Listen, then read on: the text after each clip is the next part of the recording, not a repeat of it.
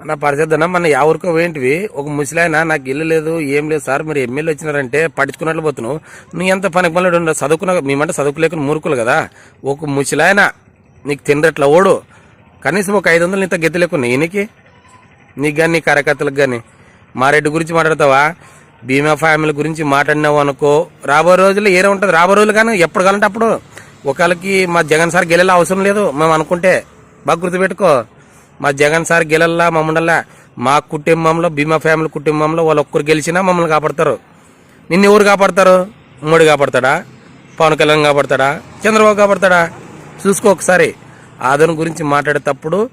మా మనోజ్ రెడ్డి గురించి కానీ మా రెడ్డి గురించి కానీ ఆయన పెద్ద ఆయన ఆదోనికి బాగా గుర్తుపెట్టుకో నీ ఎదకి నీ పక్కలో ఉండే వాళ్ళకి వాళ్ళకి సాయం చేసేలేవు నీ అనవరంకి నువ్వు ఎందుకు ఊకే ఆడ మైక్ పట్టుకుంటావు ఆ శ్యామలో నాకు ఆదోనికి ఏం తెచ్చినావు నువ్వు ఆదోని చెప్పు కనీసం ఒక్కను కొట్టం కట్టించినావా ఒక 50,000 ఇచ్చినావా నీ అనవరంకి ఆదోన్లో బీద వాళ్ళకి ఒక 50,000 ఇచ్చాను నీ పేరు చెప్పు ఎడని చెప్పి ఒక ఇట్లా మాట్లాడుతున్న అవసరం మనకి నీకు అవసరంలా మా జోలికి రావద్దు నీ జోలికి మా రామ్ నువ్వు మా జోలికి వచ్చినావు నీ జోలికి వచ్చి నువ్వు తట్టుకోలేవు చూడు చెప్తున్నా ఎక్కడ పోతావు తెలియదు నువ్వు అధికారంలో ఉన్నా కానీ తట్టుకోలేవు అర్థమైనా బీమా కుటుంబం కోసం ఇట్లా తలకాయలు కోసుకుంటారు ఇట్లా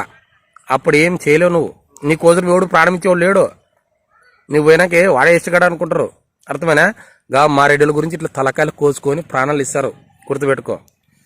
ఎప్పుడైనా మా రెడ్డిల గురించి మాట్లాడొచ్చేటప్పుడు రొంత వెనక ముందు ఆలోచన చేసుకో మర్చిపోయినావా పాతకాలము ఫ్యూచర్ నెప్ చేసుకోవద్దు చూడే